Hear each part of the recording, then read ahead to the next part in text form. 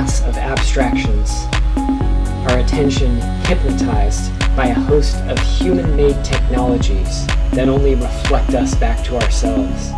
It is all too easy for us to forget our carnal inherence in a more than human matrix of sensations and responsibilities.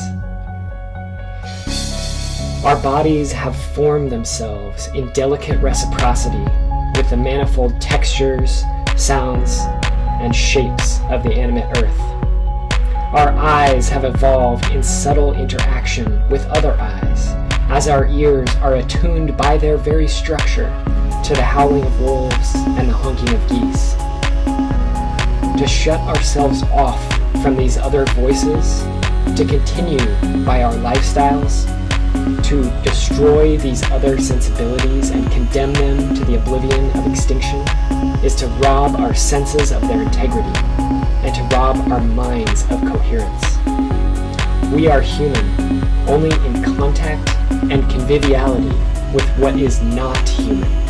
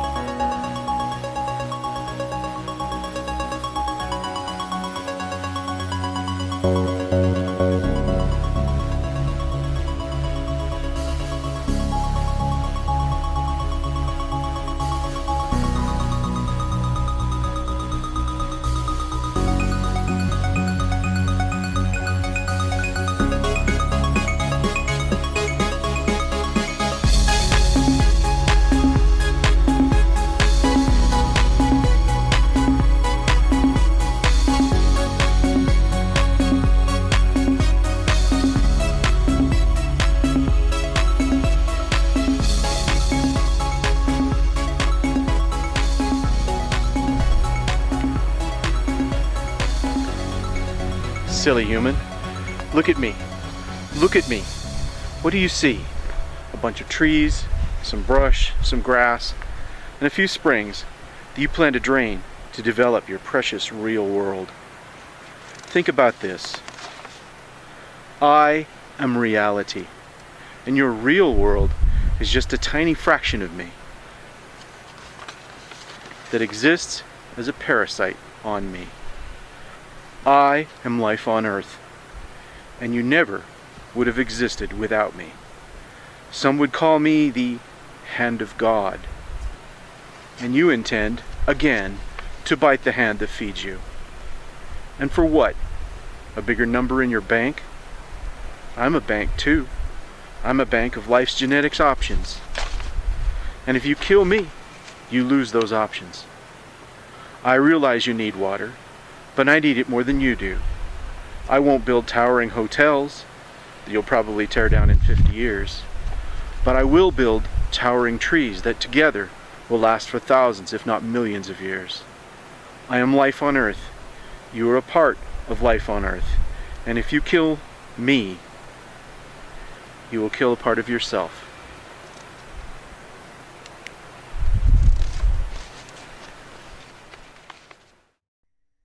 So the other day, a friend of mine, 5, 4, 3, 2, 1. The other day, I was in a car with a friend of mine, and the friend happened to have NPR on, and NPR had this 1-minute thing or 2-minute thing about the ethics of technology. And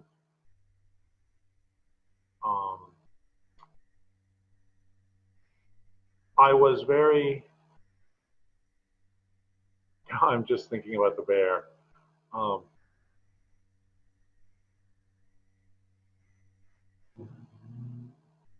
Um,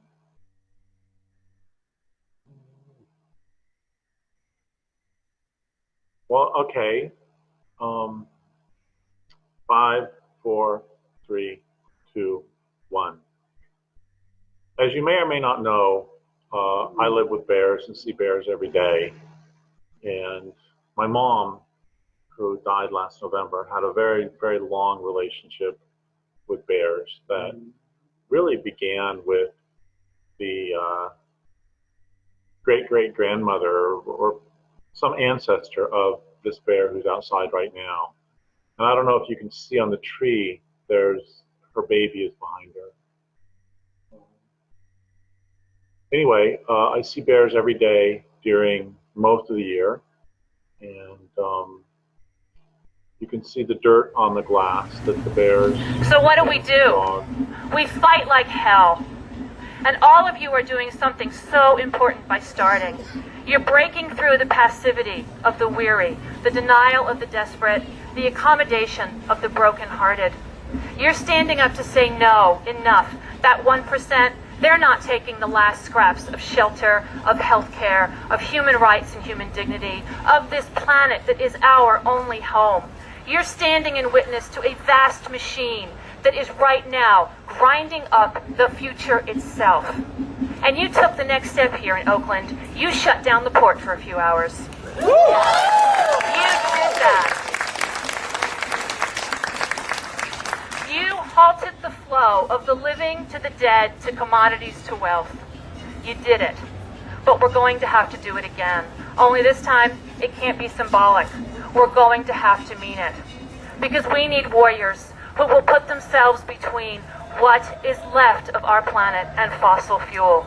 We're going to have to bring this down, all of it. The oil, the coal, the clear cuts, the dams, all of it. The entire industrial economy.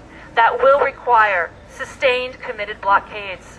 Not blockades that make a point, but blockades that make a decisive material impact. Decisive material impact.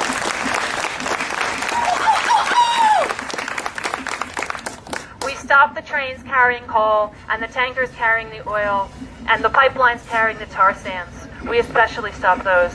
James Hansen says it's game over for the planet if those pipelines go through. Now this is going to mean civil disobedience on a scale the world has never seen. And we're going to have to match their contempt with our courage. We're going to have to match their brute power with our fierce and fragile dreams. We're going to have to match their endless sadism with a determination that will not bend and will not break and will not stop. They arrest us, 2 more come forward. They hurt us, 5 more come forward. They kill one of us, and there are thousands ready to take the place of the fallen.